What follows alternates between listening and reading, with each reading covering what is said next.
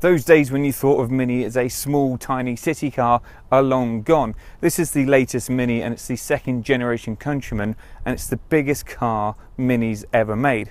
So the new car gets fresh headlights, a more rugged bumper, these SUV extended wheel arches, there are roof rails and a front skid plate. While to go with that front skid plate, there's a rear skid plate and a new design to the rear. It's instantly recognisable as a Mini and as a Countryman, but it's much bigger than before and it's much more rugged. So let's see what it's like to drive.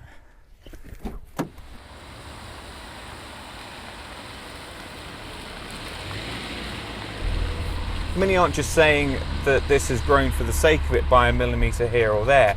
It's grown in length by a massive 20 centimetres. It's also 3 centimetres wider, and it has a wheelbase that's 7 centimetres longer, and that means there's so much more room in the back. You get really good headroom, but the knee and leg room's really quite impressive, even for a middle seat. Inside it feels very typically Mini. You've got this big central dial in the front, which has been synonymous now with the recent Minis. I've got some round dials for my speed and revs, and it's very well put together. You've got the rotary dials for the climate control, the toggle switches, which I love, which are chrome plated. There's leather bound soft touch plastics on the side, on the dash, and quite far down, and then these luxury comfortable leather seats. In this model I've got electric seats which give me a lot of adjustment, but even in the lowest setting I've got loads of headroom. It's very, very comfortable. The materials feel of good quality. Steering wheel adjusts well for reach and tilt, so I can get very, very comfortable. That's pretty good storage. The door bins are deep, and this central armrest has a phone, or space for a phone in it, and a storage compartment underneath. Our test car came with the optional electrically operated boot, which also has a touch-free foot-operated function. It opens to a flat floor with good underfloor storage, and this picnic bench, which is an option as part of a pack. The boot's 450 litres, which is 20 more than a Nissan Qashqai. The new Countryman is available in 4 trim levels with 2 engines, so petrol and diesel, and it's Cooper. So you get the Cooper petrol, or you get the diesel, or Cooper D, or the Cooper DS.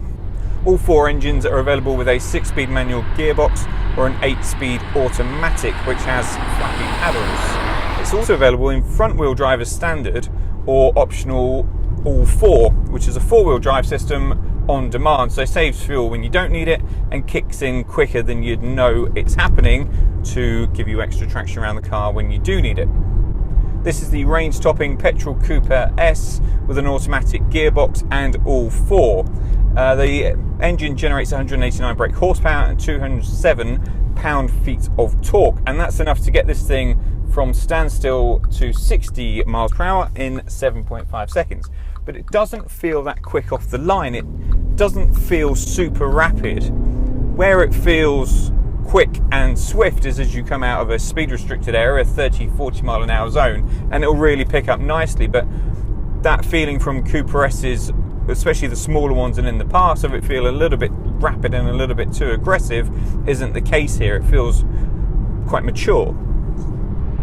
So can a car this size really keep the Mini DNA, or is it just morphing into a Mini BMW?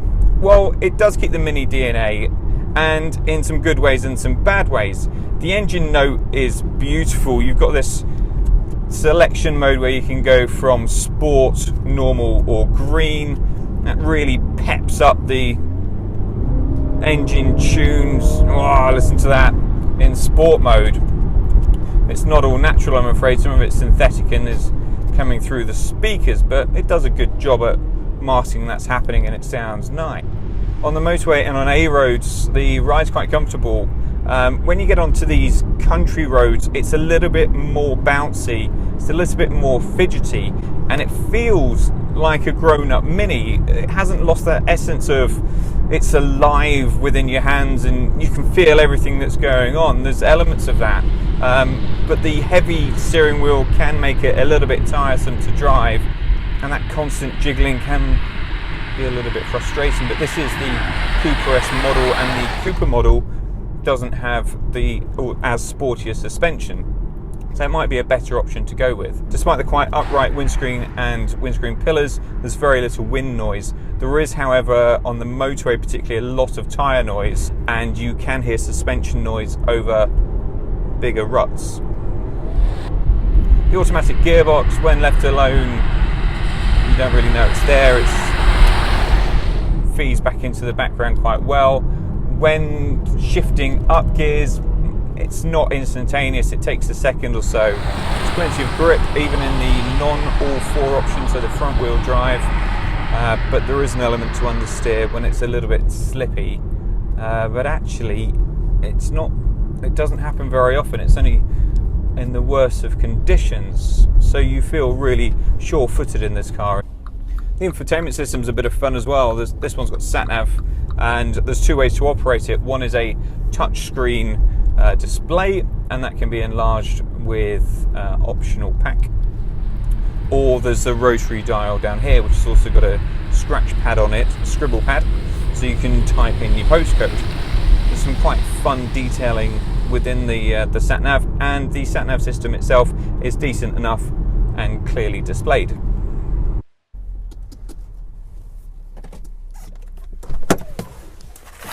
So the second generation Countryman is a big improvement on the last one.